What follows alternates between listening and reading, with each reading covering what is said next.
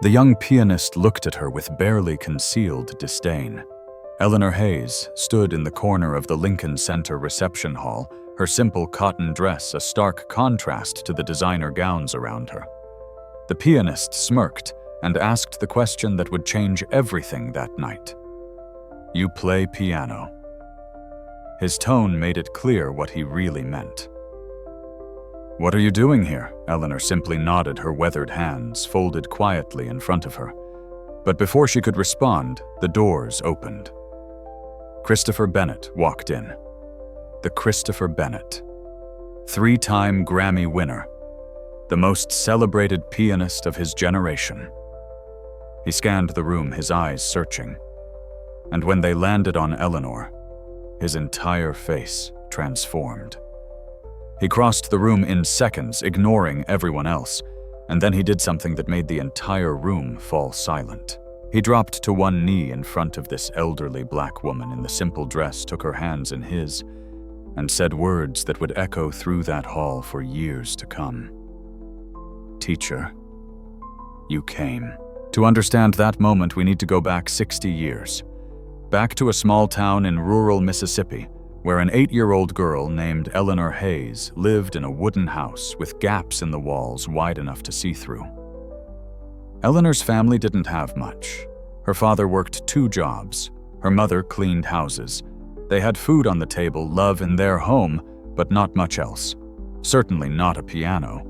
In their neighborhood, in their world, pianos were things you saw in church or heard about from people who lived in very different circumstances. But one day, everything changed. Eleanor was walking past the church on a Tuesday afternoon when she heard it. Music. Not singing. Not the organ. Something else. Something that made her stop breathing. She crept closer to the window and saw Reverend Matthews sitting at an old upright piano, his fingers dancing across the keys. Eleanor stood there for an hour, transfixed.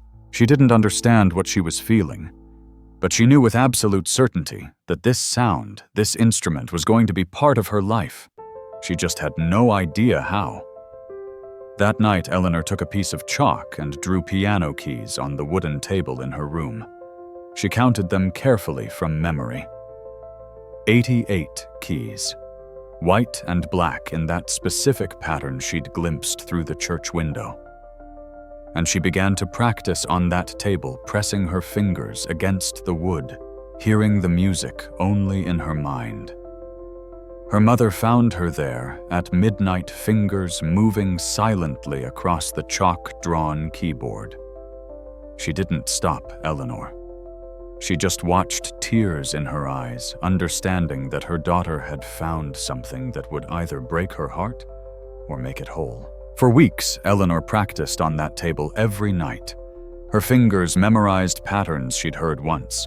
She hummed melodies and tried to figure out which invisible keys would create those sounds. It was absurd. Impossible.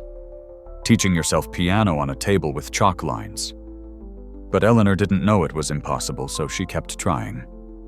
One Sunday, she stayed after church service. She waited until everyone left, until only Reverend Matthews remained tidying up the sanctuary. Then she approached him, her heart hammering. "Reverend Matthews, sir, could I learn to play the piano?" He looked at this skinny 8-year-old girl, her eyes bright with hope, and his expression was kind, but sad. "Eleanor, piano lessons cost money, child. And that old piano, well, it barely works." Eleanor's face fell, but only for a moment. "I don't need lessons, sir. I just need to touch it, to hear if what I've been practicing is right." Something in her voice made him pause. "What do you mean, what you've been practicing?" She told him about the table, about the chalk, about the hours spent with her fingers on wood hearing music that didn't exist. The Reverend stared at her for a long moment, then walked to the piano. "Show me." Eleanor's hands trembled as she sat on the bench.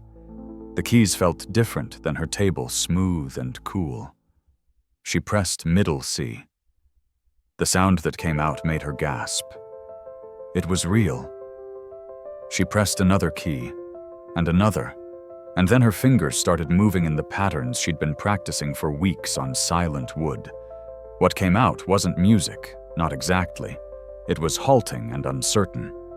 But Reverend Matthews heard something else.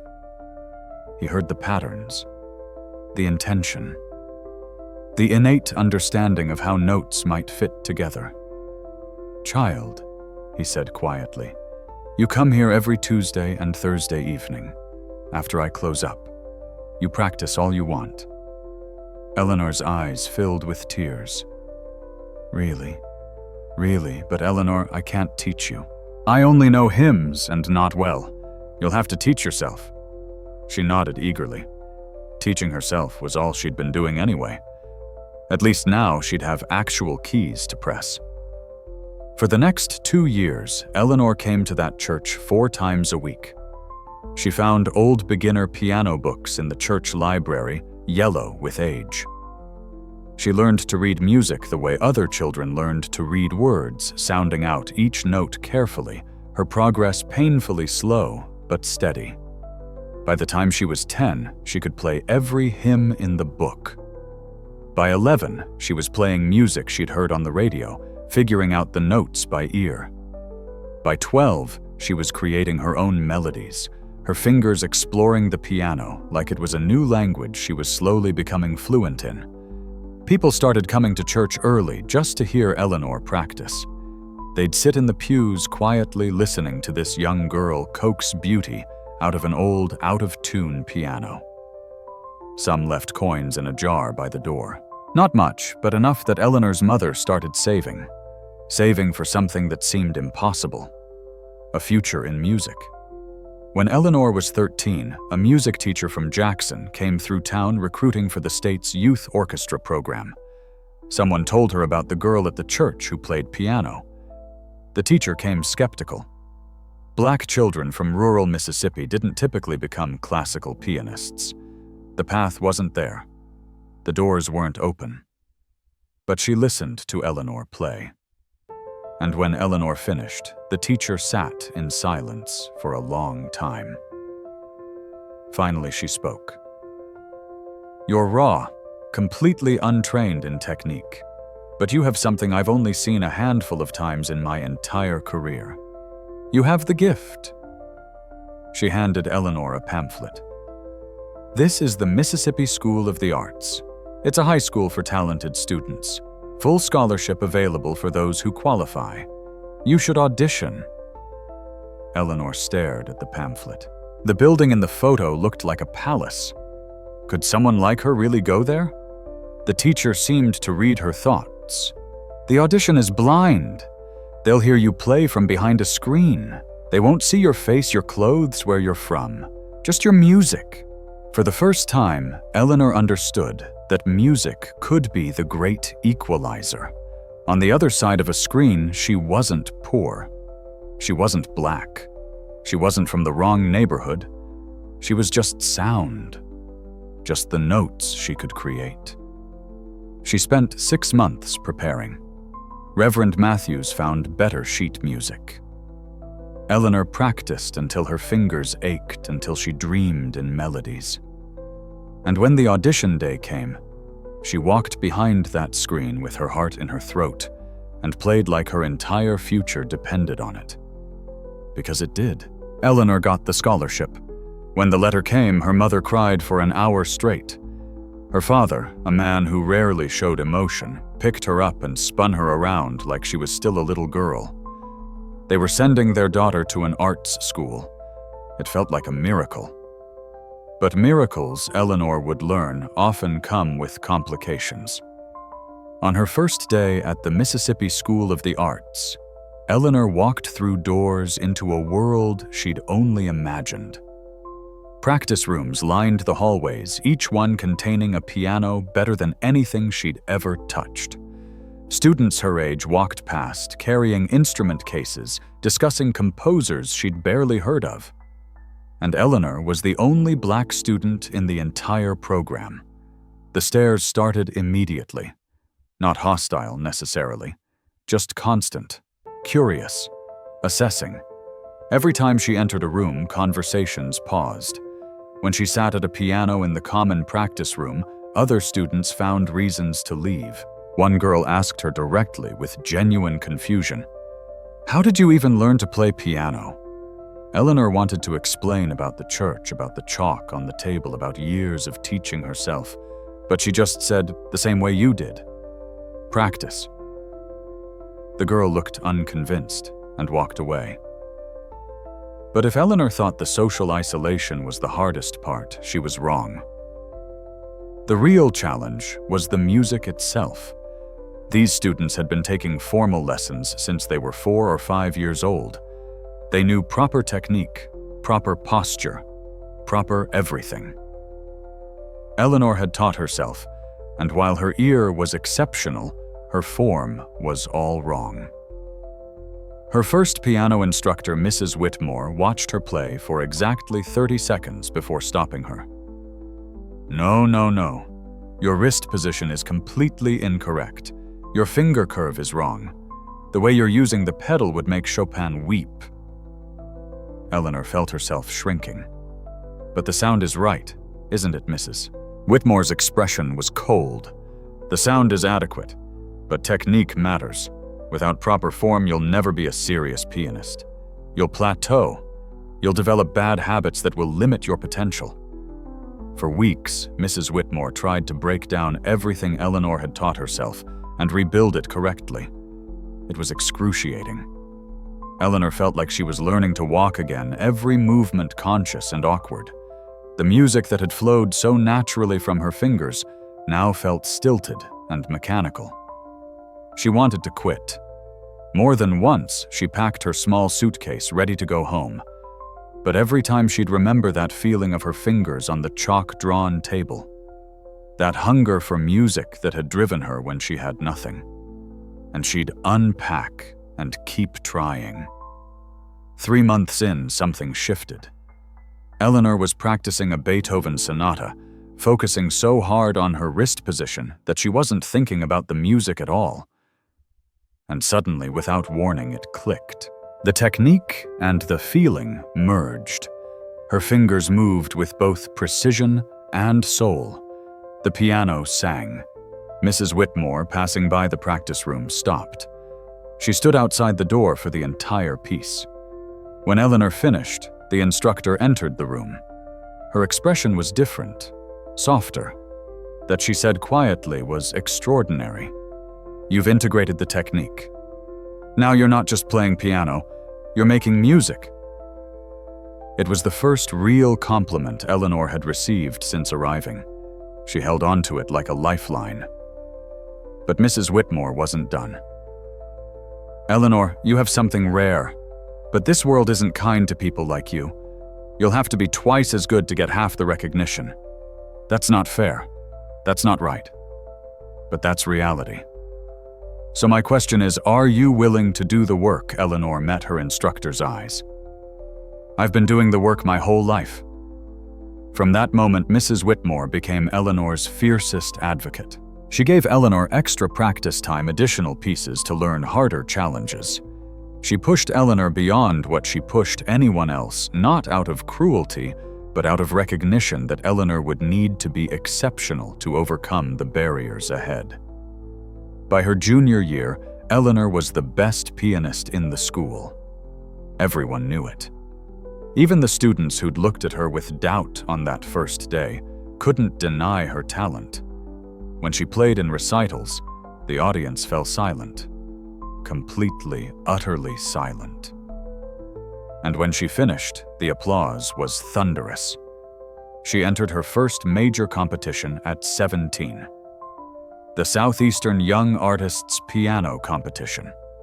Hundreds of applicants, only 12 finalists. Eleanor made it to the finals.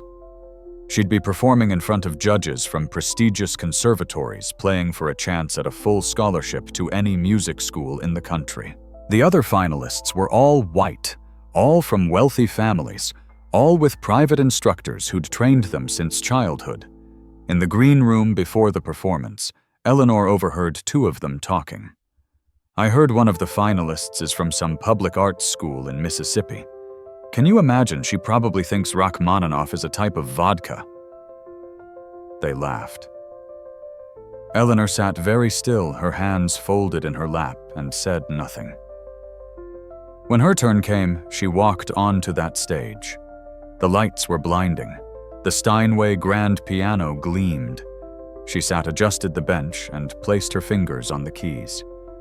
And then Eleanor Hayes played like someone who had something to prove. Because she did. She performed Chopin's Ballade No. 1 in G minor. Every note was perfect, more than perfect. Each phrase had meaning, each dynamic shift told a story. She played with technical precision and emotional depth that made the judges lean forward in their seats. When she reached the final cascade of notes, the audience erupted before she'd even lifted her hands from the keys. Eleanor won. First place, full scholarship to any conservatory of her choice. In the green room afterward, those two pianists who'd laughed about her approached with forced smiles, offering congratulations that tasted like ash in their mouths. Eleanor accepted graciously. She'd learned that victory was best served with dignity. She chose Juilliard, the most prestigious music conservatory in America. If she was going to prove herself, she'd do it at the highest level. But Juilliard would test her in ways she couldn't yet imagine. New York City was overwhelming. Eleanor arrived at Juilliard with one suitcase and a scholarship that covered tuition, but not much else. She worked 3 part-time jobs to pay for food and her tiny shared apartment in Washington Heights. And once again, she was one of very few black students in the program. In 1975, Juilliard was slowly integrating, but progress was glacial. Eleanor walked into her first master class and felt every eye turn toward her. The weight of representation sat heavy on her shoulders. She wasn't just Eleanor Hayes anymore. She was the black pianist. Every mistake she made would be attributed to her race. Every success would be treated as an exception. Her primary instructor was Professor Richard Chen, a renowned pianist known for his exacting standards. In their first private lesson, he listened to her play, his face impassive. When she finished, he was quiet for a long moment.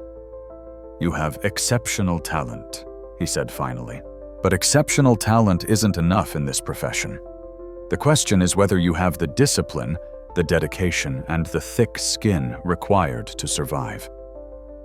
Eleanor lifted her chin. "I've survived so far. Surviving and thriving are different things, Miss Hayes.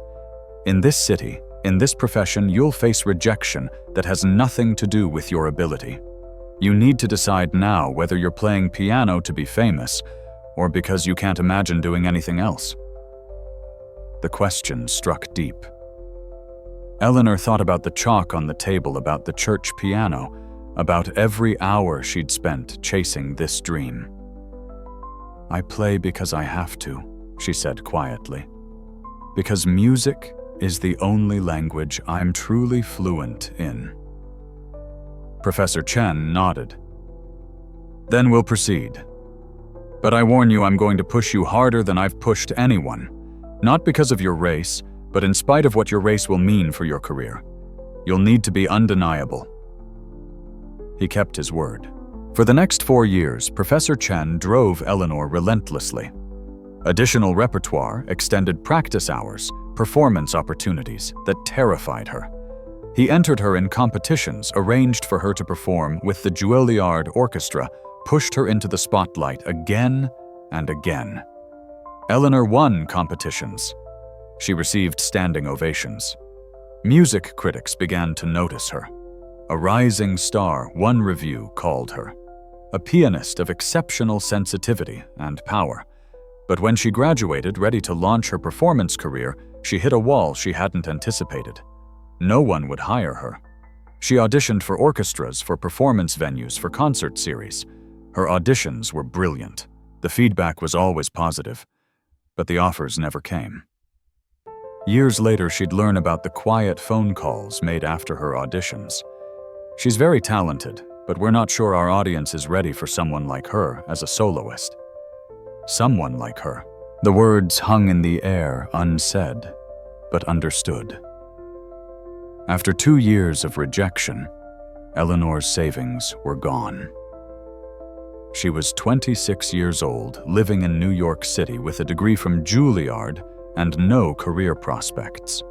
She'd proven herself at every turn, jumped through every hoop, exceeded every expectation. And it still wasn't enough. She sat in her apartment one night, staring at her piano, and felt something inside her break. Not her love of music.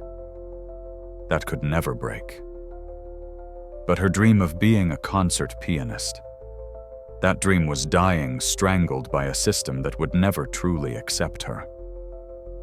Professor Chen called her the next morning as if he'd sensed her despair. "Eleanor, I heard about the Philadelphia orchestra position. I'm sorry. I was the best pianist in that audition," Eleanor said flatly. "We both know it. I know, and I'm furious. But Eleanor, I want you to consider something. You have a gift, not just for playing piano, but for understanding music in a way that can't be taught. Have you ever considered teaching? The word felt like giving up. Not giving up," Professor Chen said, reading her tone. "Redirecting.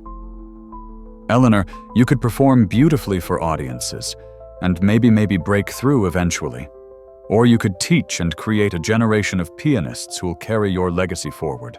There's power in that. Different power, but power nonetheless." Eleanor was silent for a long time. Finally, she spoke. "If I can't perform, at least I can make sure others get the chance I never had." "That's the spirit," Professor Chen said gently. "And Eleanor, this isn't the end of your story. It's just a different chapter." Eleanor moved back to Mississippi. She used her remaining savings to rent a small studio space in Jackson. She bought 3 used upright pianos and placed a simple ad in the local paper, "Piano Lessons. All ages, all skill levels. Scholarships available for those who need them." The first week, 2 students signed up. Both were children from the neighborhood where Eleanor had grown up. Their parents couldn't really afford lessons, but Eleanor charged them almost nothing. What mattered was the music. She taught them the way she'd learned, with passion and patience. She taught them proper technique, but also taught them to listen, to feel, to understand that music was a language of emotion before it was a language of notes. More students came. Word spread about the teacher who was classically trained at Juilliard, but taught in a simple studio, who charged based on what families could afford, who believed that music belonged to everyone, not just the wealthy. Within 2 years, Eleanor had 40 students. Within 5 years, her students were winning state competitions. Within 8 years, they were getting scholarships to prestigious music programs. And then when Eleanor was 34 years old, a family walked into her studio that would change everything. The Bennetts were wealthy. Robert Bennett owned several car dealerships. His wife Catherine came from old Southern money. They lived in the best neighborhood in Jackson, sent their children to private schools, and had very specific ideas about how the world should work. Their son Christopher was 7 years old. He'd been taking piano lessons from a well-regarded instructor in Jackson for 2 years. But Christopher hated practicing. He hated his lessons. His parents were at their wits' end. Catherine Bennett had heard about Eleanor through a friend whose daughter took lessons and loved it. She was skeptical. A black teacher in a studio in this neighborhood. But Christopher was threatening to quit piano entirely, and Catherine wasn't ready to give up on the idea of her son as a cultured young man who played classical piano. They arrived for a trial lesson on a Tuesday afternoon. Eleanor saw the hesitation in Catherine's face, the way she assessed the simple studio, the worn pianos. Christopher, however, was looking at Eleanor with open curiosity. "Mrs. Bennett," Eleanor said warmly, extending her hand. "Christopher, welcome." Catherine shook her hand briefly. "We're here for a trial lesson. Christopher's previous instructor said he has potential but lacks motivation. Can you help with that?" Eleanor smiled at Christopher. "Can I ask you a question? Do you like music?" Christopher shrugged. "I guess." "Do you like playing piano?" "No." Eleanor appreciated his honesty. "Why not?" "It's boring. My teacher makes me play scales for like an hour, and the songs are stupid." Eleanor nodded thoughtfully. "What kind of music do you like?" Christopher's eyes lit up for the first time. "I like the music in movies, like Star Wars. And I heard this song on the radio that was really cool with lots of fast parts." "Okay, so here's what we're going to do today. We're going to learn a piece of the Star Wars theme. And yes, it's going to require some of those boring scales your other teacher made you practice, because scales are how we build the skills to play the exciting stuff. But we're going to start with the exciting stuff and work backward." "Deal." Christopher's whole posture changed. "Really? Really?" Catherine interrupted. "Mrs. Hayes, I appreciate creativity, but Christopher needs to learn classical piano properly. Fundamentals. Discipline." Eleanor met her eyes calmly. "Mrs. Bennett, fundamentals and discipline are essential, but so is joy.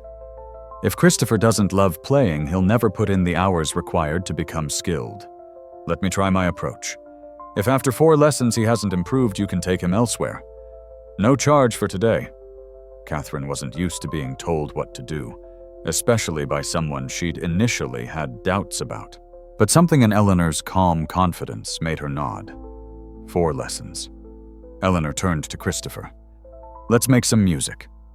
By the end of that hour, Christopher had learned the opening phrase of the Star Wars theme. It was simple, just the basic melody, but when he played it, his face glowed. He'd created something recognizable, something that sounded like real music, not just exercises.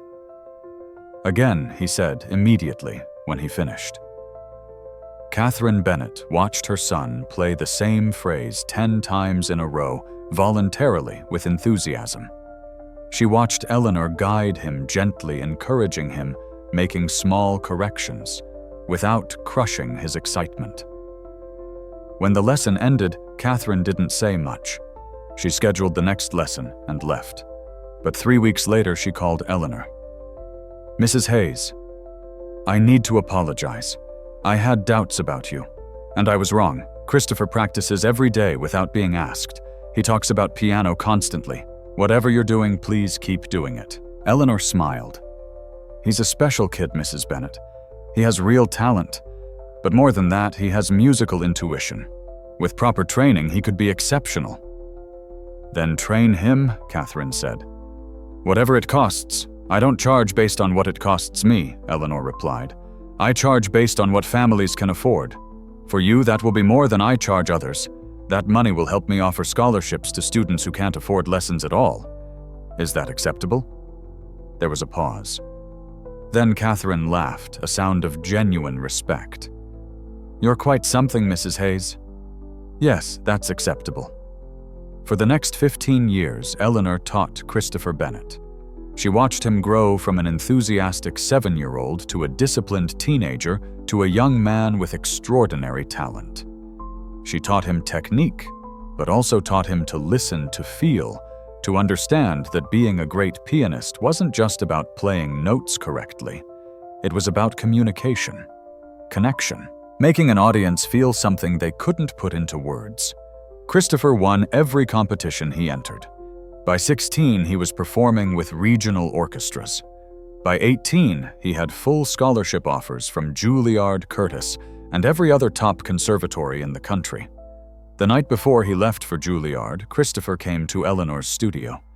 He'd brought his parents, which was unusual. Robert and Catherine Bennett had been polite over the years, appreciative, but they'd kept their distance. Eleanor understood. She was the help, even if she was exceptional help. But that night, Catherine Bennett had tears in her eyes. "Mrs. Hayes, we want to thank you. You've given Christopher something we never could have. You've given him a gift that will last his entire life." Eleanor smiled. "He gave me a gift, too. The chance to share what I love with someone who truly appreciated it." Christopher hugged Eleanor tightly. "I'm going to make you proud." "You already have," Eleanor said softly. Christopher went to Juilliard. He excelled just as Eleanor knew he would. He graduated top of his class. He won the prestigious Tchaikovsky competition in Moscow at age 23. His performance career took off immediately. And every time he gave an interview, he mentioned Eleanor Hayes. "My teacher in Mississippi," he'd say. "Everything I know about music I learned from her." But the media rarely followed up. A local teacher in Jackson, Mississippi, wasn't a compelling story. The narrative they preferred was the prodigy from the good family who'd worked hard and achieved success. Eleanor's role was mentioned and then forgotten. It didn't bother Eleanor as much as it might have. She had other students to teach, dozens of them. And many were achieving their own successes, getting into good programs, building their own careers.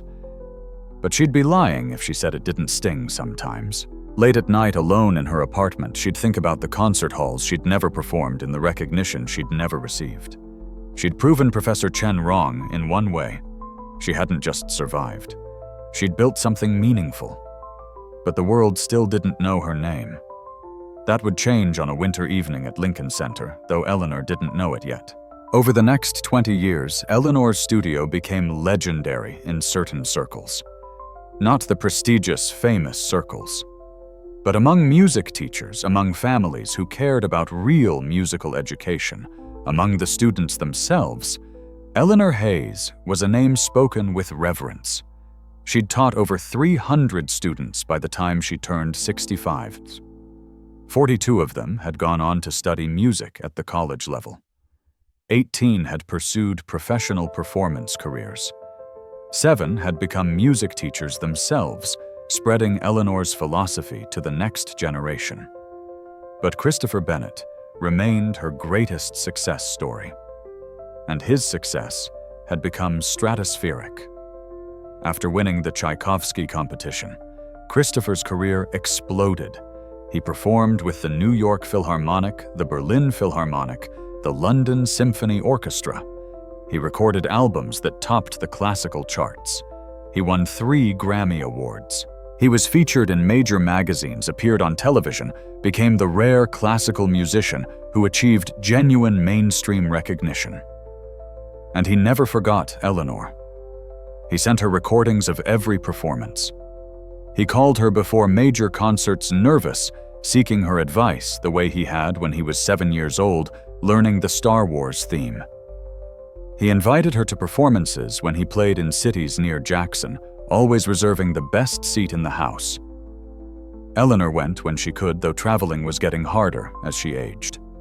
She'd sit in the audience watching this man she'd taught as a child command the stage with confidence and artistry, and feel a complex mixture of pride and melancholy. Pride because Christopher was everything she'd hoped he'd be. Not just technically skilled, but emotionally connected to the music. He played with soul. Melancholy because she knew she could have done this too. Given the chance, given the opportunities Christopher had been given, she could have stood on those stages. But that door had been closed to her, and there was no point in dwelling on it. Except sometimes late at night she couldn't help but dwell. When Christopher turned 35, he was at the absolute peak of his career. He'd just recorded a complete album of Rachmaninoff concertos that critics called the definitive recording of the decade. He was scheduled to perform at major venues around the world, and he decided to do something to honor the woman who'd made it all possible. He called Eleanor on a Tuesday evening. She was at her studio finishing up with her last student of the day when her phone rang. Teacher Christopher said. He still called her that. "I need to ask you something." I'm listening, Eleanor said, settling into her chair. Lincoln Center is hosting a gala. It's a fundraiser for music education, and they've asked me to perform. But more than that, they're honoring several people who've made significant contributions to music education. And I recommended you. Eleanor was quiet. Christopher, that's kind, but I'm just a local teacher. I don't think I'm what they're looking for. You've taught over 300 students, Christopher said firmly. You've changed hundreds of lives. You've proven that exceptional music education doesn't require wealth or prestige. It requires dedication and genuine love of the art. You deserve this recognition. I appreciate the thought, but it's already done, Christopher interrupted gently. You're one of the honorees. The gala is in 3 weeks. They'll cover your travel, your hotel, everything. Please say you'll come. Eleanor hesitated. New York City. Lincoln Center. A world away from her small studio in Jackson. She'd be surrounded by people from a world she'd tried to enter 40 years ago and been rejected from. People who'd look at her and see a local teacher not understanding the journey that had brought her there. But Christopher's voice was hopeful. Please, teacher, let me do this for you. You've given me so much. Let me give something back. How could she say no to that? Okay, Eleanor said softly. I'll come. The 3 weeks passed quickly. Eleanor bought a new dress, simple but elegant. She couldn't afford designer labels, but she found something appropriate. She packed her small suitcase and flew to New York City for the first time in decades. Christopher had arranged for a car to pick her up from the airport. The driver brought her to a beautiful hotel in Manhattan. When she checked in, she found that Christopher had upgraded her to a suite. There was a note waiting. You deserve the best. See you at the gala. Love, Christopher. Eleanor sat in that suite, looking out at the New York skyline, and felt completely out of place. This wasn't her world. It had never been her world. What was she doing here? But she'd promised Christopher. So, on the night of the gala, she put on her simple dress, took a deep breath, and went to Lincoln Center. The building was magnificent. Eleanor had performed here once as a student in a Juilliard recital, but that had been in a small rehearsal hall, not the grand spaces where tonight's event was being held. As she entered, she was overwhelmed by the elegance, the crowds of people in expensive clothes, the sense that everyone belonged here except her. A coordinator found her, checked her name off a list, and directed her to a reception hall where the honorees would gather before the main event. The ceremony starts in an hour. Feel free to mingle. There's champagne and hors d'oeuvres. Eleanor entered the reception hall and immediately felt every bit of her 68 years. She was the oldest person in the room by at least a decade. Her dress, which had seemed nice in Jackson, looked plain compared to the designer gowns around her, and she was the only black person in sight. She found a quiet corner and stood there holding a glass of water, watching the other honorees network and laugh. They all seemed to know each other. They all seemed comfortable. They belonged. Eleanor had never felt more like an outsider. A young woman approached a pianist based on her confident bearing and the way she held her hands. She looked Eleanor up and down with barely concealed curiosity. I haven't seen you at these events before, the woman said. Are you a donor? No, Eleanor said quietly. I'm being honored tonight. For music education. The woman's eyebrows raised slightly. Oh. Where do you teach Jackson, Mississippi? I run a private studio. How nice, the woman said in a tone that suggested it was anything but nice.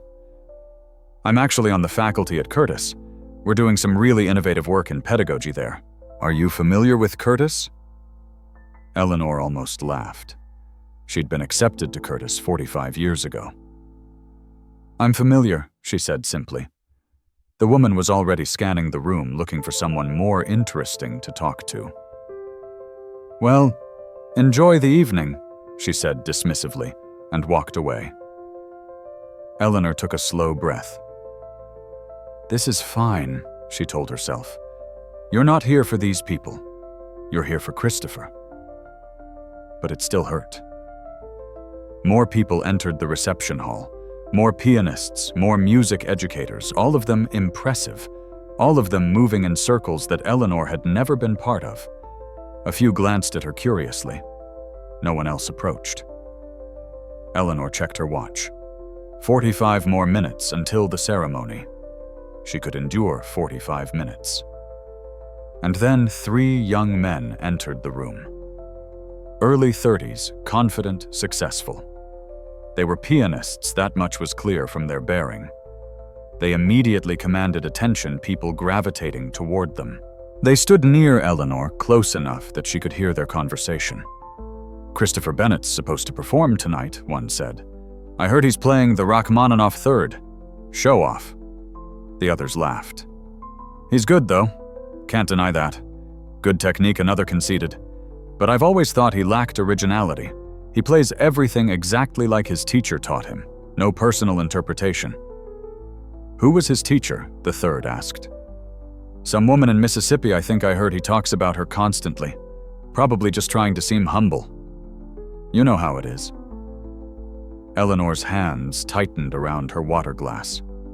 "Mississippi?" The first one scoffed. "Right. Because that's where great piano pedagogy happens. I'm sure she taught him everything about Rachmaninoff from her double-wide trailer." They laughed. All 3 of them. The sound made Eleanor's chest tight. She should say something, should defend herself. But she'd spent a lifetime staying quiet in moments like this, keeping her dignity, not making waves. Old habits were hard to break. One of the young men turned and noticed Eleanor for the first time. He looked her up and down, taking in her age, her simple dress, the fact that she was standing alone in the corner. "Excuse me," he said with exaggerated politeness. "Are you here with someone?" Sometimes donors bring their staff to these events. The implication was clear. She looked like hired help. Eleanor met his eyes calmly. "I'm an honoree." His eyebrows shot up in surprise. "Really? For what music education?" "Oh," he said, his tone shifting to forced interest. "What do you do?" "I teach piano." "Where, Mississippi?" She watched his expression change. Surprise to amusement to poorly concealed condescension. "You teach piano," he repeated. Like professionally, Eleanor heard what he wasn't saying. "You, this elderly black woman in the cheap dress, teaching piano." "Yes," Eleanor said simply. "Professionally." "Interesting," he said in a tone that suggested it was anything but. He glanced at his friends, a look passing between them. What level do you teach? Eleanor could have told him about her students' successes, about the scholarships, the competitions, the professional careers. But she was tired. So tired of proving herself. So tired of having to justify her existence in spaces like this. "All levels," she said quietly. The young man nodded, already losing interest. "Well, good for you. Music education is important, especially in underserved areas." The condescension in his voice was so thick, Eleanor could almost touch it. He thought he was being kind, encouraging. He had no idea he was talking to someone who'd forgotten more about piano than he'd ever learn. "If you'll excuse me," Eleanor said, her voice steady, despite the anger burning in her chest. "I need some air." She walked out of the reception hall into the corridor. Her hands were shaking. Not from fear, from fury. From the accumulated weight of a lifetime of moments like this. Being dismissed, being underestimated, being treated like she didn't belong. She'd come here to be honored. Instead, she felt humiliated. Eleanor stood in that corridor, leaning against the wall, wondering if she could just leave. get a cab to the airport, go home where people knew her, respected her, understood what she'd built. But that would hurt Christopher, and she'd never do that. So Eleanor took a deep breath, straightened her shoulders, and prepared to go back into that reception hall and endure the rest of the evening with whatever dignity she could muster. She was about to open the door when she heard footsteps behind her. Fast footsteps. Running. And then a voice she knew as well as her own. "Teacher, teacher. Where are you?" Eleanor turned, and there was Christopher Bennett, slightly out of breath, his tuxedo jacket unbuttoned, his face lit with joy and relief. "There you are," he said. "I've been looking everywhere. I wanted to find you before the ceremony started. He stopped, really looking at her, seeing the tension in her shoulders, the tightness around her eyes. "What happened?" he asked quietly. Eleanor shook her head. "Nothing." "It's fine. It's not fine. Talk to me." And suddenly Eleanor was too tired to keep it in. "This was a mistake, Christopher. I don't belong here. These people, they look at me and they see a nobody, a local teacher from Mississippi who doesn't deserve to be in the same room with them." Christopher's jaw tightened. "Did someone say something to you?" "It doesn't matter. It matters to me." Eleanor met his eyes. "They asked if I play piano. Like it was absurd that someone like me could play piano. Like I couldn't possibly be here for any legitimate reason." Christopher's expression shifted to something Eleanor had never seen before. Rage. Pure, controlled rage. "Come with me," he said, taking her hand. "Christopher, I don't want to make a scene. We're not making a scene," he said firmly. "We're making a point. Come on." He led her back into the reception hall. The conversations continued, the networking and laughter. The three young pianists who'd been near Eleanor earlier were now holding court, telling some story that had their audience chuckling. Christopher walked straight to them. The room gradually fell silent as people recognized him. Christopher Bennett, the star of the evening. Everyone wanted his attention, but Christopher only had eyes for Eleanor. He turned to face the room, still holding Eleanor's hand.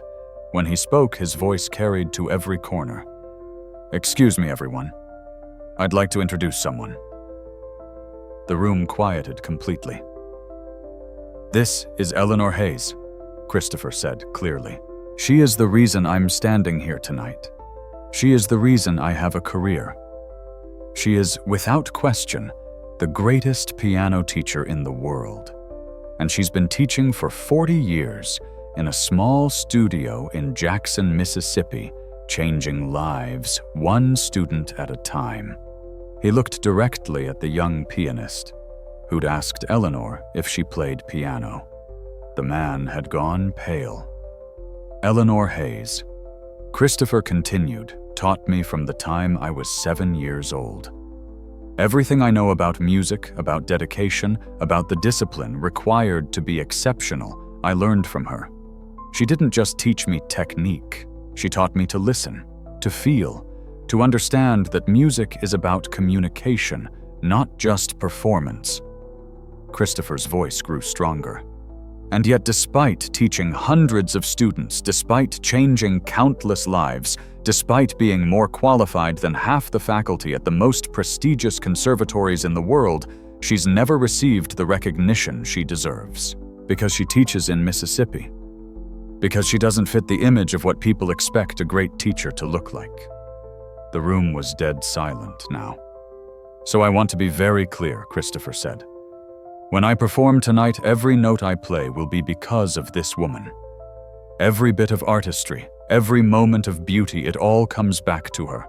She is my teacher, she is my mentor, and she is the most important musical influence in my life." He turned to Eleanor, his eyes bright with emotion. "I'm sorry you had to deal with anyone's disrespect tonight. You deserve better. You've always deserved better." Eleanor's eyes filled with tears. She tried to speak, but couldn't. Christopher looked back at the room. "Now, if you'll excuse us, I'd like a few minutes alone with my teacher before the ceremony begins." He led Eleanor out of the reception hall, past the stunned silence into a quiet practice room. When the door closed behind them, Eleanor finally broke. She cried.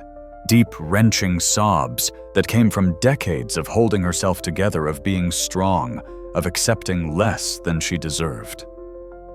Christopher held her, saying nothing, just being present. When she finally stopped, she wiped her eyes and laughed shakily. "I'm sorry. I didn't mean to fall apart." "You're allowed to fall apart," Christopher said gently. "You've been holding it together for too long." Eleanor looked at this man she'd taught as a boy, now a celebrated artist, and felt overwhelming love. Not romantic love, something deeper, the love between teacher and student who'd truly connected. "Thank you," she said simply. "No," Christopher said. "Thank you. For everything. For believing in a 7-year-old who hated practicing. For teaching me that music could be joyful. For showing me what dedication looks like. For being exactly who you are." There was a knock on the door. The coordinator peeked in. "Mr. Bennett, Mrs. Hayes, the ceremony is starting in 5 minutes." Christopher nodded. He offered Eleanor his arm. "Ready." Eleanor took his arm, straightened her spine, and lifted her chin. "Ready." They walked into the main hall together, and when Eleanor Hayes was called to the stage to receive her award, Christopher Bennett stood and applauded louder than anyone else in the room. The ovation went on for 3 minutes. People who'd ignored her in the reception hall were now standing, clapping, some with tears in their eyes. Eleanor stood at that podium looking out at hundreds of faces and spoke from her heart. "Music saved my life," she said simply. "And I've spent my career trying to make sure it can save others too. Thank you for this recognition. But the real reward has always been the students. Every single one of them. They are my legacy." The applause was thunderous. Later that night, Christopher performed the Rachmaninoff Third Piano Concerto. And before he began, he spoke into the microphone. "I'd like to dedicate this performance to Eleanor Hayes, my teacher. Everything beautiful you hear tonight comes from her." Eleanor sat in the audience, tears streaming down her face, and for the first time in 40 years she felt truly seen. But our story began not at the ceremony, but in the moments before. Let's go back to that reception hall, to the moment that would become legendary in music circles. The moment Christopher Bennett made absolutely certain everyone understood exactly who Eleanor Hayes was. Eleanor had stepped out of the reception hall, trying to compose herself after the encounter with the young pianists. She was standing in the corridor, taking deep breaths, when Christopher found her. He'd arrived at Lincoln Center early, eager to see his teacher before the ceremony. He'd been looking forward to this moment for months. The chance to honor Eleanor publicly, to make sure the music world knew what she'd done. But when he found her in that corridor, he saw immediately that something was wrong. The tightness in her shoulders, the way she wouldn't meet his eyes, the barely controlled emotion. What happened, he'd asked. And when Eleanor told him about the pianists who'd mocked her, who'd asked if she even played piano, as if it was absurd, something inside Christopher snapped. These people had no idea who they were talking to. They saw an elderly black woman in a simple dress and made assumptions. They dismissed her. Just like the music world had dismissed her 40 years ago when she'd tried to build a performance career. Christopher had benefited from privilege Eleanor never had. He was white male from a wealthy family. Doors had opened for him that had been slammed in Eleanor's face. And he knew it. He'd always known it. But he'd also worked incredibly hard. He'd dedicated his life to his craft. And every bit of that dedication, that work ethic, that understanding of what it meant to be a true musician, he'd learned from Eleanor. These people needed to understand that. "Come with me," he'd said, taking her hand. Eleanor hesitated. "Christopher, I don't want to make a scene." "This isn't a scene," Christopher said firmly. "This is setting the record straight." He led her back into the reception hall. The moment they entered, conversations began to quiet. Everyone recognized Christopher. He was the star of the evening, the celebrated pianist everyone wanted to talk to. But Christopher wasn't interested in small talk. He walked directly to the three young pianists who'd been standing near Eleanor earlier. They were in the middle of a conversation, laughing about something. When they saw Christopher approaching, their faces lit up. "Mr. Bennett," one of them said enthusiastically. "We're such huge fans. Your recent Rachmaninoff recording is phenomenal." Christopher ignored the compliment. He looked at the pianist who'd asked Eleanor if she played piano. "I heard you met my teacher earlier." The young man blinked, confused. "Your teacher," Christopher gestured to Eleanor, who stood slightly behind him, her face carefully neutral. "Eleanor Hayes. You asked her if she plays piano." Understanding dawned on the young man's face. The color drained from his cheeks. "I didn't realize. I didn't know. That she's one of the greatest piano pedagogues in the country." Christopher's voice was calm, but cold. "That she's taught dozens of successful pianists.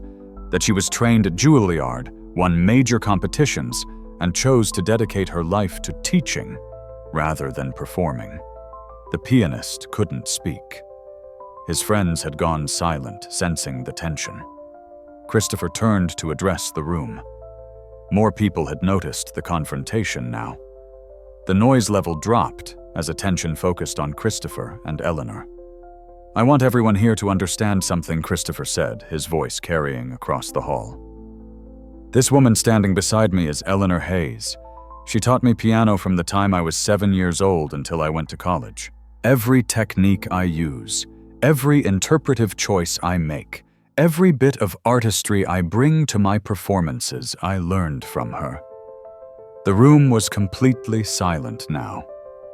Eleanor Hayes grew up in poverty in rural Mississippi. Christopher continued. She taught herself piano on a table with chalk-drawn keys because her family couldn't afford an instrument. She earned a full scholarship to Juilliard through pure talent. She won competitions. She was exceptional. He paused, letting that sink in. But when she tried to build a performance career, no orchestra would hire her. No venue would book her. Not because she wasn't good enough. She was better than good enough. But because she didn't fit what they wanted a concert pianist to look like. Several people in the room shifted uncomfortably. They knew this story. They'd seen it play out countless times. "So Eleanor went back to Mississippi and started teaching," Christopher said. "And for 40 years she's been changing lives, teaching students who couldn't afford expensive private instructors, creating opportunities for kids who love music but don't have access, building a legacy that's more important than any solo career could have been." Christopher's voice grew stronger, more passionate. Over 300 students. 42 went on to study music in college. 18 became professional musicians. 7 are now teachers themselves, spreading her methods to the next generation. That's her legacy. That's what she's built. He looked directly at the pianist who'd been condescending to Eleanor. "So, when you asked her if she plays piano, as if it was absurd that someone like her could be a musician, you weren't just being rude. You were perpetuating the exact kind of thinking that kept her from the career she deserved in the first place." The young pianist looked like he wanted to disappear. "Mr. Bennett, I sincerely apologize. I had no idea. You should have asked." Christopher said simply, "You should have shown respect to someone older than you, someone at an event honoring music educators. You should have considered that maybe, just maybe, she had a reason to be here beyond being someone's +1 or hired help." The room was so quiet you could hear people breathing. Christopher turned back to Eleanor, his expression softening. "Teacher, I'm sorry. I wanted tonight to be a celebration of everything you've achieved.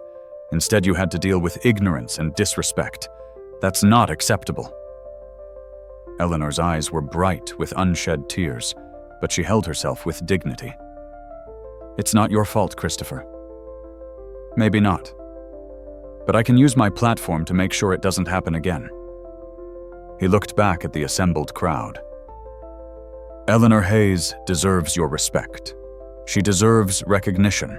She deserves everything this ceremony is supposed to honor. And I want to be absolutely clear, I am who I am because of her. Everything I've achieved, I owe to this woman."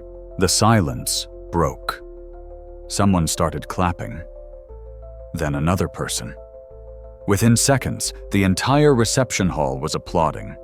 A standing ovation for Eleanor Hayes, who'd been standing alone in a corner just minutes before. The young pianist who'd been rude approached Eleanor, his face red with shame. "Mrs. Hayes, I owe you a profound apology. My behavior was inexcusable. I made assumptions based on appearances, and I was completely wrong. I'm deeply sorry." Eleanor looked at him for a long moment. She could have been harsh. She could have told him exactly how his words had felt, how they'd reopened old wounds. But Eleanor had spent a lifetime taking the high road. "I accept your apology," she said quietly. "And I hope you'll remember this moment. When you see someone who doesn't look like they belong in a space, ask yourself why you think that. Challenge your assumptions. People surprise you if you give them a chance." The pianist nodded, chastened. "I will. Thank you." The reception hall gradually returned to its pre-ceremony buzz, but everything had shifted. People approached Eleanor, now introducing themselves, asking about her teaching, treating her with the respect she'd deserved all along. Christopher stayed by her side, protective and proud. At one point, Eleanor squeezed his hand. "You didn't have to do that." "Yes, I did," Christopher said simply. "You've spent your whole life making space for others. It's time someone made space for you." The ceremony coordinator approached. "Mr. Bennett, Mrs. Hayes, we're ready to begin." As they walked toward the main hall, Eleanor felt different. Lighter, like something she'd been carrying for decades had finally been set down. She'd spent 40 years teaching in relative obscurity, wondering if her work mattered beyond her small corner of Mississippi, wondering if anyone in the broader music world would ever know her name. Now she knew.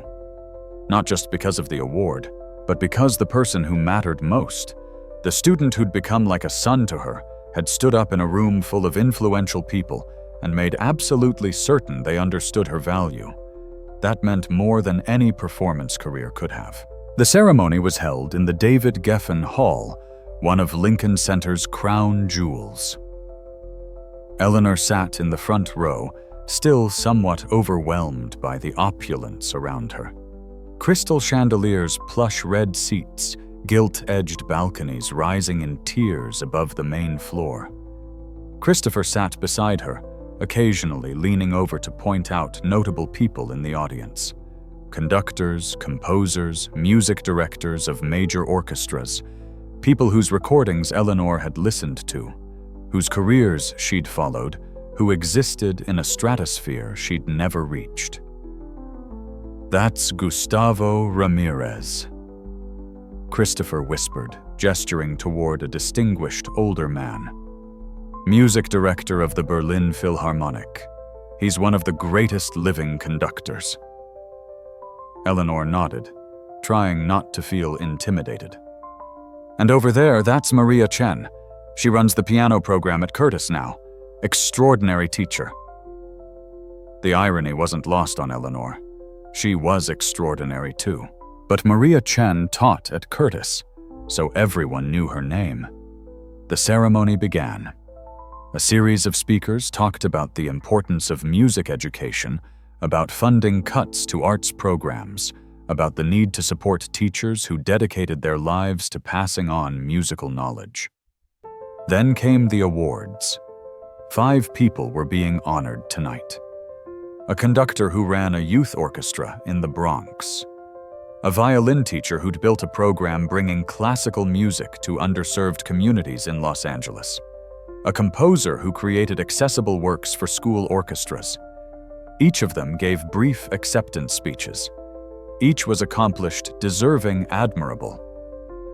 And then, it was Eleanor's turn. "Our final honoree tonight," the presenter said, "represents the very best of music education. For 40 years, she has taught piano in Jackson, Mississippi, often charging little or nothing for students who couldn't afford traditional lessons. Her students have gone on to study at prestigious conservatories, win major competitions, and build their own teaching careers. But more than that, she has proven that exceptional music education doesn't require institutional prestige or significant resources. It requires dedication, expertise, and genuine love of both music and students." The presenter paused, looking out at the audience with a smile. "One of her students is with us tonight. Christopher Bennett, who will be performing later this evening, has spoken publicly about how much he owes to his teacher. And when we reached out to him to ask if he could recommend an educator to honor at this ceremony, he didn't hesitate. He said, and I quote, 'Eleanor Hayes is the reason I have a career. She is the most important musical influence in my life. If you want to honor a teacher who embodies everything music education should be, honor her.'" Eleanor felt tears prick her eyes. She hadn't known Christopher had said that. "Ladies and gentlemen, please welcome to the stage Eleanor Hayes." The applause was warm and genuine.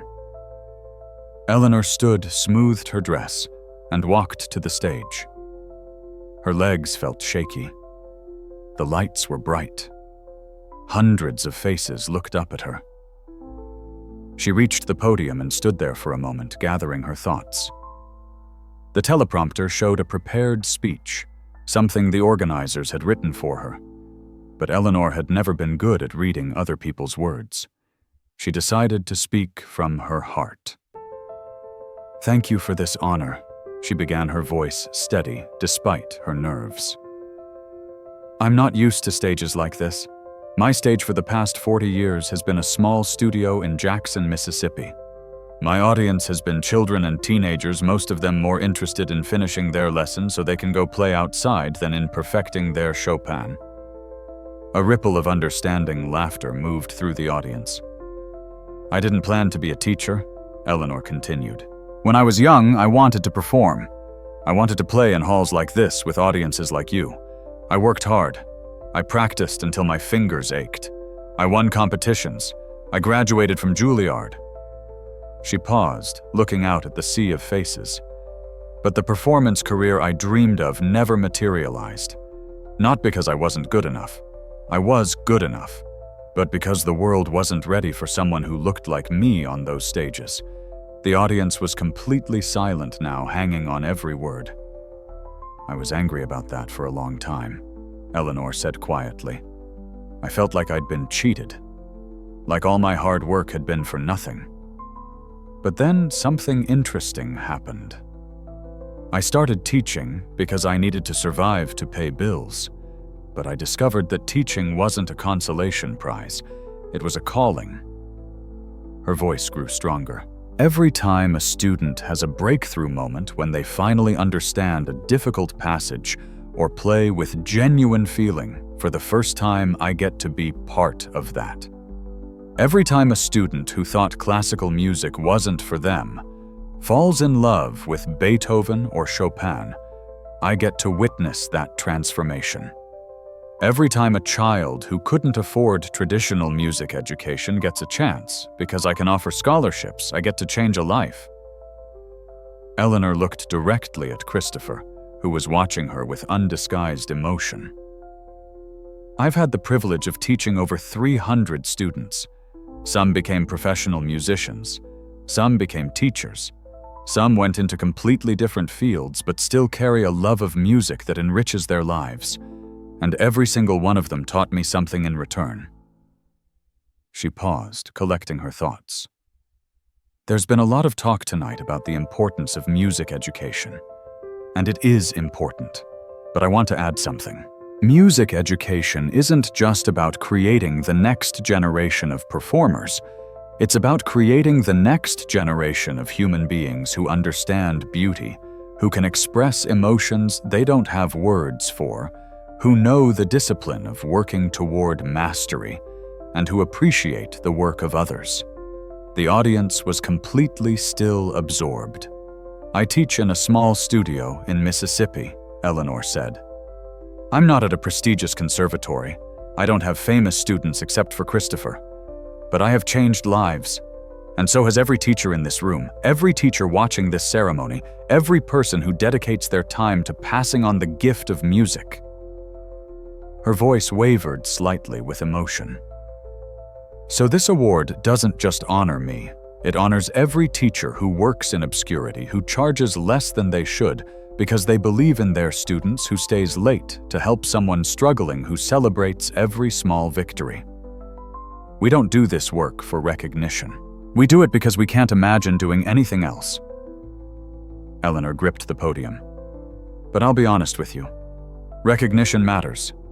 Being seen matters. So thank you for seeing me. Thank you for seeing all of us who teach in places that don't make headlines, who build legacies one student at a time." She looked out at the audience one more time. "Music saved my life. And I've spent my career trying to make sure it can save others too. That's the real reward.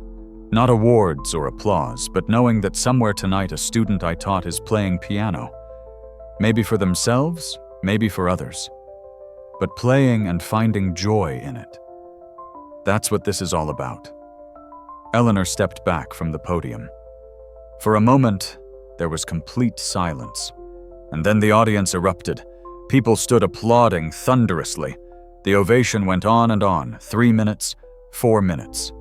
Christopher was on his feet, tears streaming down his face, clapping so hard his hands must have hurt. Eleanor stood on that stage, overwhelmed. This was the recognition she'd never received as a performer. And it felt sweeter than any concert hall applause could have, because it was for the work she'd actually done, the life she'd actually lived. When the applause finally subsided, Eleanor returned to her seat. Christopher hugged her tightly. "That was perfect," he whispered. "You were perfect." The ceremony continued. There were more speeches, more acknowledgments, and then it was time for the performance portion of the evening. Christopher Bennett was performing the Rachmaninoff Piano Concerto No. 3, one of the most technically demanding pieces in the piano repertoire. The New York Philharmonic would accompany him. Before he went on stage, Christopher stopped by Eleanor's seat one more time. "Wish me luck?" "You don't need luck," Eleanor said, smiling. "You're ready? You've always been ready. Just remember to breathe and let the music speak." The same advice she'd given him when he was 7 years old, preparing for his first recital. Christopher walked onto the stage to enthusiastic applause. He sat at the piano, a magnificent Steinway concert grand. He adjusted the bench, took a breath, and nodded to the conductor. And then Christopher Bennett played the Rachmaninoff Third as if his life depended on it. Eleanor had heard him perform this piece before. She'd heard recordings, watched videos. But tonight was different. Tonight, every note seemed to carry extra weight, extra meaning. Christopher played with technical perfection, yes, but also with profound emotion. During the second movement, the beautiful lyrical section, Eleanor saw Christopher's eyes close. His fingers moved across the keys with the exact touch she'd taught him, creating phrases that sang. And she realized he was playing the way she would have played, with her interpretation, her phrasing, her understanding of the emotional arc. He was channeling her, 40 years of teaching distilled into this moment. Tears ran down Eleanor's face. She didn't bother to wipe them away. The third movement was a showcase of virtuosity, cascading notes at impossible speeds, demanding both technical precision and musical artistry. Christopher navigated it flawlessly, building to a climax that had the entire audience on the edge of their seats. The final chords rang out. For a split second, there was silence. Then the audience exploded. People leapt to their feet. The applause was deafening. Shouts of "Bravo" echoed through the hall. The orchestra members were tapping their bows on their stands, the musicians' way of applauding. Christopher stood, took a bow, gestured to the orchestra and conductor. But then he did something unexpected. He gestured toward Eleanor. He was asking her to stand, to share this moment. Eleanor shook her head, but Christopher was insistent, his gesture more emphatic. The conductor had noticed now was looking toward Eleanor with a smile. The audience following Christopher's gaze began to realize what was happening. The applause shifted, becoming directed at Eleanor. Finally, Eleanor stood. The ovation somehow grew even louder. Christopher left. The stage walked down into the audience and took Eleanor's hand. He led her up onto the stage with him. Standing there in front of thousands of people under the bright lights next to her student, who'd become one of the greatest pianists of his generation, Eleanor Hayes finally got her moment on the concert stage. Not as a performer, but as something more important, as a teacher, as the person who'd made this performance possible. Christopher turned to the microphone. "Ladies and gentlemen, my teacher Eleanor Hayes. Everything you heard tonight comes from her." The applause was overwhelming. Eleanor looked out at the sea of faces, all of them on their feet, all of them honoring her, and felt 40 years of quiet work suddenly become very loud. This was her vindication. Not because she needed validation from strangers, but because finally the world was seeing what her students had always known. She was exceptional. She mattered. She had changed the landscape of music one student at a time. After the ceremony, there was a reception. Eleanor expected to slip away quietly to go back to her hotel and process everything that had happened. But that wasn't what occurred. People wanted to talk to her. Important people. Music directors asked about her teaching methods. Other educators wanted to share their own stories. Young pianists approached shyly, asking for advice. Maria Chen, the Curtis faculty member Christopher had pointed out earlier, found Eleanor in the crowd. "Mrs. Hayes, I want to apologize." Eleanor looked at her, confused. "For what I was in that reception hall earlier. I heard what happened with those young pianists, and I'm ashamed to say I didn't speak up. I should have. I should have told them exactly who you are." Eleanor nodded slowly. "Why didn't you?" Maria met her eyes honestly. "Because I wasn't sure who you were. I'd heard Christopher mention his Mississippi teacher, but I didn't connect it to you. And that's my failure. I made the same assumptions those young men did." Eleanor appreciated the honesty. "We all have biases. The question is whether we're willing to examine them." "I am," Maria said firmly. "And I want to ask you something. Curtis is looking to expand our community outreach program. We want to provide better training for teachers working in underserved areas. Would you consider consulting with us? Sharing your methods, your philosophy? We could learn so much from you." Eleanor was surprised. Curtis, one of the most prestigious conservatories in the world, wanting to learn from her. "I'd be honored," Eleanor said. The conversation was interrupted by the arrival of Gustavo Ramirez, the Berlin Philharmonic conductor. "Mrs. Hayes, I had to introduce myself. That speech you gave was extraordinary, and watching Christopher perform, I could see your influence in every phrase. You've done remarkable work." "Thank you," Eleanor said, still somewhat overwhelmed. "I wonder," Gustavo continued, "have you ever considered documenting your teaching methods? Perhaps writing a book? I think the music education community would benefit enormously from understanding your approach." A book? Eleanor had never considered that. I'm not much of a writer. You're a storyteller, Gustavo said. I heard it in your speech. You could dictate work with a co-author. The important thing is capturing your knowledge before it's lost. Eleanor felt a flutter of excitement. Maybe there were ways to expand her impact beyond the students she could physically teach. Throughout the evening, similar conversations happened. Opportunities emerged. Collaborations were proposed. Eleanor went from invisible demand in the span of a few hours. But the most meaningful moment came when she and Christopher finally had a chance to talk privately in a quiet corner away from the crowds. "Teacher, I have something to tell you," Christopher said. "I've been working on it for months, but I wanted to surprise you tonight." "You've surprised me enough," Eleanor said with a smile. "This is different." Christopher pulled out his phone, showed her a website. "I've established a foundation, the Eleanor Hayes Music Education Foundation. Its mission is to provide scholarships, instruments, and resources to students who want to study music but lack access, particularly students from underserved communities." Eleanor stared at the screen. "Christopher, it's funded through my performance fees," Christopher continued. "A percentage of everything I earn goes into the foundation. We've already raised enough to provide full scholarships for 20 students in our first year. And that's just the beginning." Eleanor's hands trembled. "You did this for me, I did this because of you," Christopher corrected. "You changed my life. You've changed hundreds of lives. This is a way to amplify that impact, to make sure other kids get the chances you gave me." Eleanor hugged him tightly. "I'm so proud of you, not for your success. I've always been proud of that. But for this, for using your platform to help others.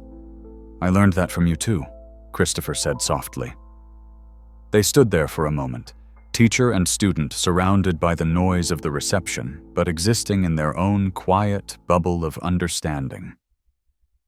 "What happens now?" Christopher asked. "Will you keep teaching in Jackson?" Eleanor nodded. "That's my home. Those are my students. I'm not done there yet." She smiled. "But maybe I'll take some of these opportunities too. The consulting with Curtis. Maybe that book. Ways to share what I know more broadly." "The world is finally ready to listen," Christopher said. Maybe Eleanor agreed.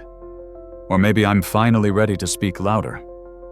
As the reception wound down, Eleanor found herself reflecting on the strange journey of her life. The little girl with chalk-drawn piano keys on a wooden table. The young woman rejected by the performance world. The teacher who'd built something meaningful in the margins of the music establishment. And now finally someone who was seen.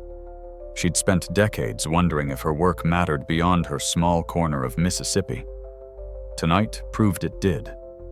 Not because of an award or a ceremony, but because she'd built something that couldn't be ignored. 300 students. Hundreds of lives changed. A legacy that would ripple forward through generations. That night back in her hotel suite, Eleanor sat at the window looking out at the lights of New York City. Somewhere out there were students she'd taught who were living their lives, maybe playing piano, maybe not, but carrying forward something she'd given them. That was enough. More than enough. Her phone buzzed. A text from Christopher. "Thank you for everything, teacher. You gave me more than music. You gave me a model for how to live, with dedication, integrity, and grace." Eleanor smiled and typed back. "You gave me something too." The chance to see that teaching was never a consolation prize. It was always the destination. She sent the message and sat back feeling a peace she hadn't felt in years, maybe ever. The little girl from Mississippi with the impossible dream had made it after all. Just not in the way she'd expected. In a way that was better, more meaningful, more lasting.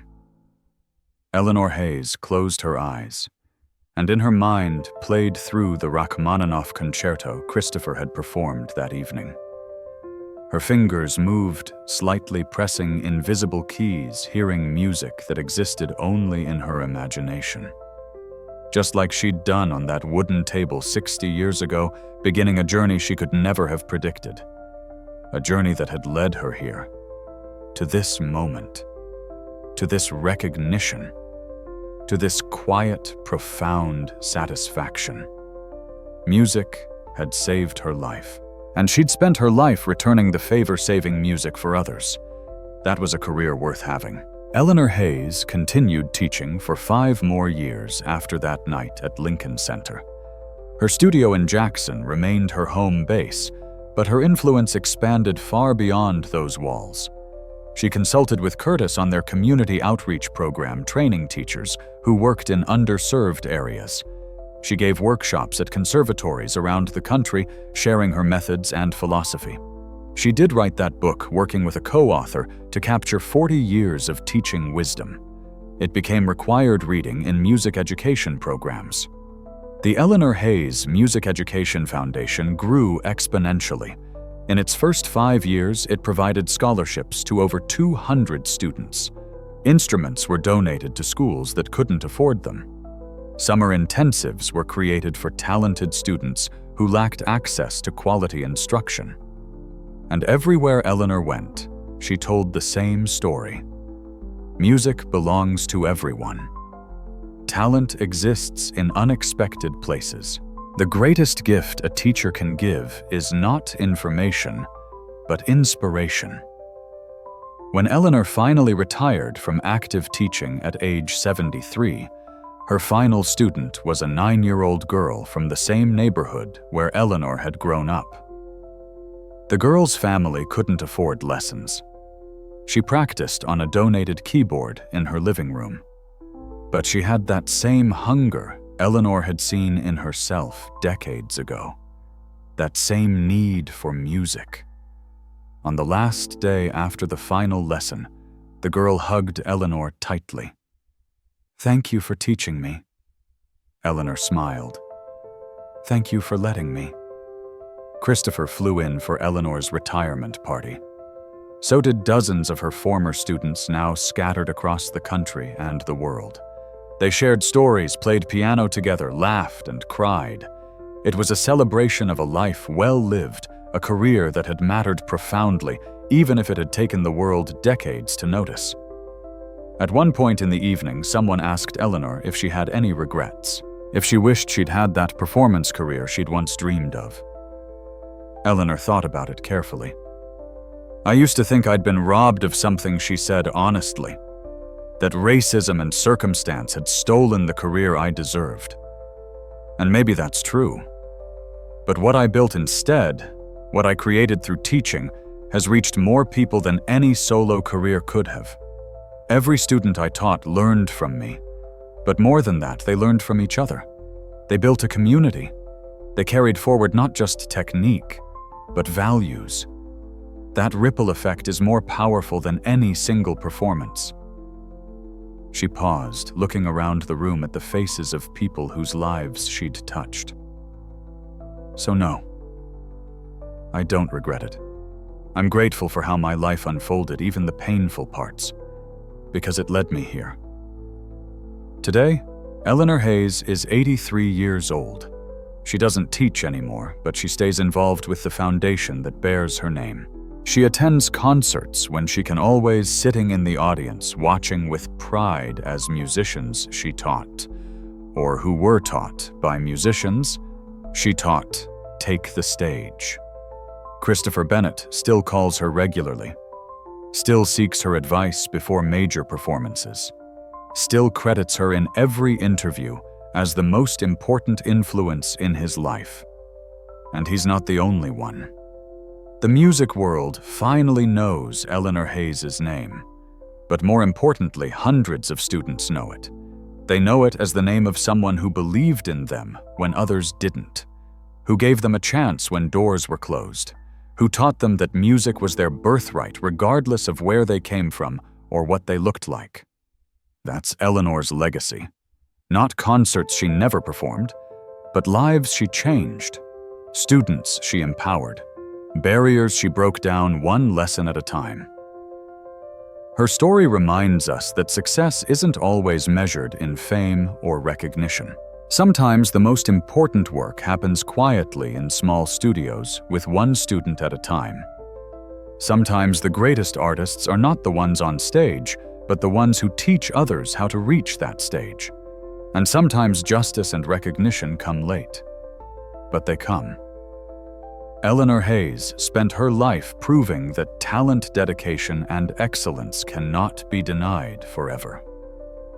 That patient, persistent work builds legacies that outlast any single performance. That teaching is not a consolation prize, but the highest calling. The young pianist at Lincoln Center, who asked if she could even play piano, learned an important lesson that night. Never underestimate someone based on appearances. Never assume you know someone's worth at a glance. Respect is earned through character and contribution, not through reputation or circumstance. Eleanor Hayes earned respect the hard way, through 40 years of excellent work that went largely unnoticed, through changing lives while the world looked elsewhere, through building something beautiful in the margins. And when recognition finally came, she accepted it with the same grace and dignity she'd shown during all those years of obscurity. That's who Eleanor Hayes is. Not just a piano teacher, but a master educator, a barrier breaker, a quiet revolutionary who proved that you don't need stages and spotlights to change the world. You just need dedication, expertise, and genuine love for what you do. Music saved Eleanor's life, and she spent her life making sure it could save others too. That's a legacy worth celebrating. If this story moved you, if it reminded you to look beyond appearances and appreciate those who work quietly in service of others, share it. Subscribe for more stories about unsung heroes who changed the world one life at a time. Because Eleanor Hayes isn't the only one out there. There are teachers, mentors, and quiet leaders in every community doing extraordinary work without recognition. They deserve to be seen. They deserve to be honored. Just like Eleanor Hayes finally was on that night at Lincoln Center when the world learned what her students had always known. She was exceptional. She mattered. She changed everything.